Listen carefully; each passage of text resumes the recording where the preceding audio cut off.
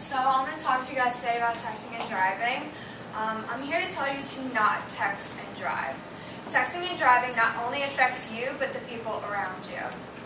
Just because you have decided to not text and drive doesn't mean the driver in the oncoming lane has. I'm going to tell you the risks you're taking if you decide to text and drive. I'm also going to tell you how texting and driving distracts you as a driver, and a few statistics from my personal experience in a short clip.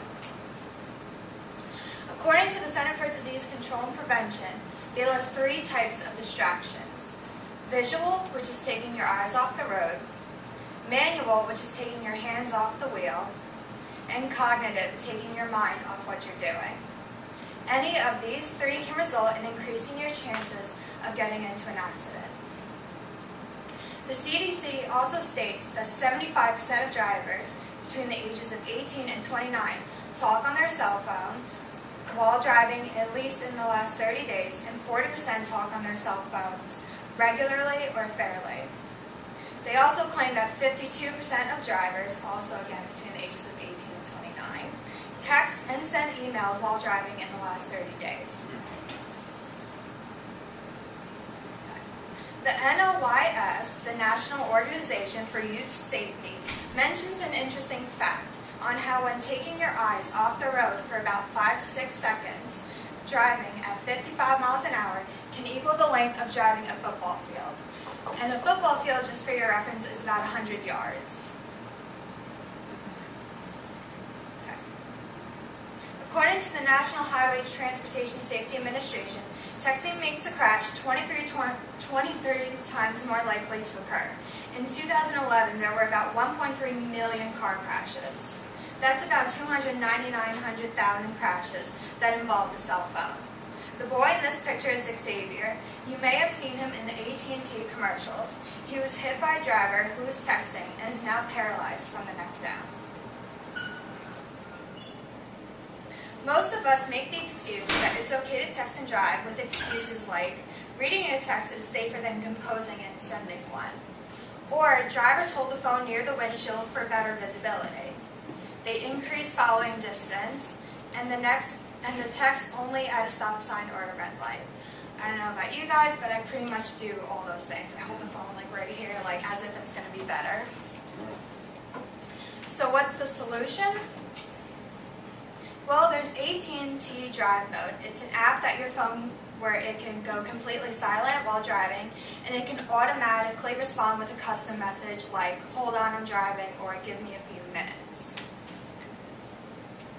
Also approved by AT&T, teens and parents can take the text-free driving pledge, which is, if you don't know, it's also shown in some of the AT&T commercials. But the best solution is to not touch your phone at all. Put it on silent, or put it in the glove compartment so that it is out of sight, out of mind.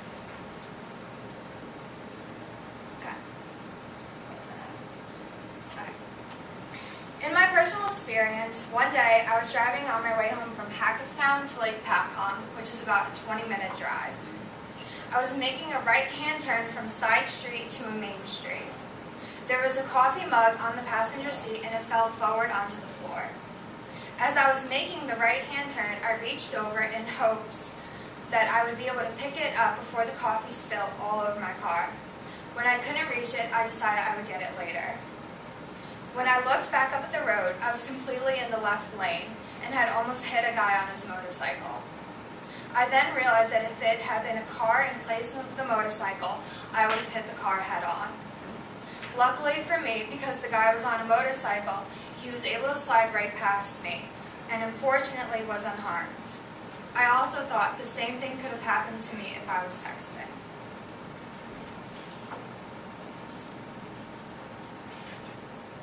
The video I would like to show you is about a man who survived texting and driving, but not the people he hit. As we're watching the video, please notice the pictures. Now that should work. The sound's working.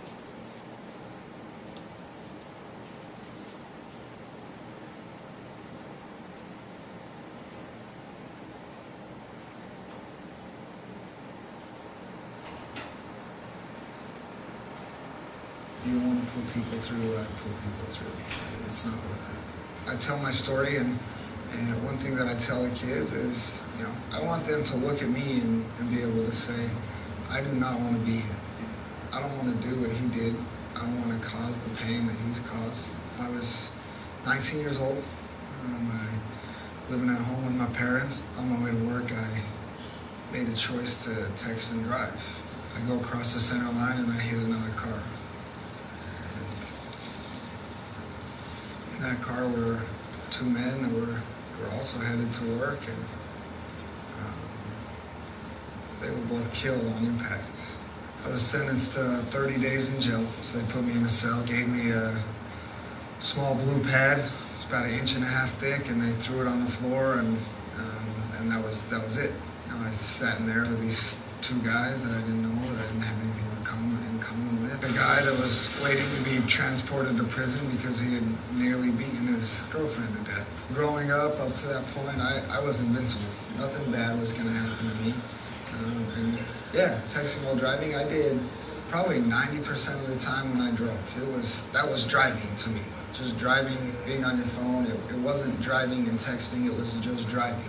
I think back now, and what was I thinking? It is clearly dangerous, clearly obvious, and it makes no sense to me that I could think like that. And now I have to live every day in regret because I thought I could do it.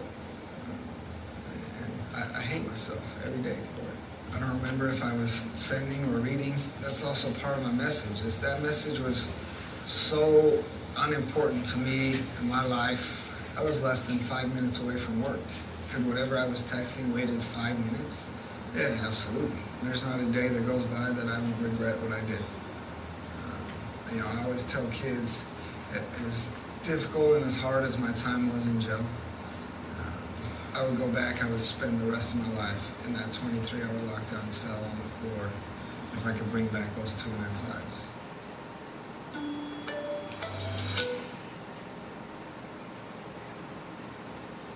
Texting and driving is not worth ending your life or getting in a car accident that's from a message that says TTYL, on my way, almost there, or yeah. As you saw in the video, the driver was no more than 5 minutes away from work.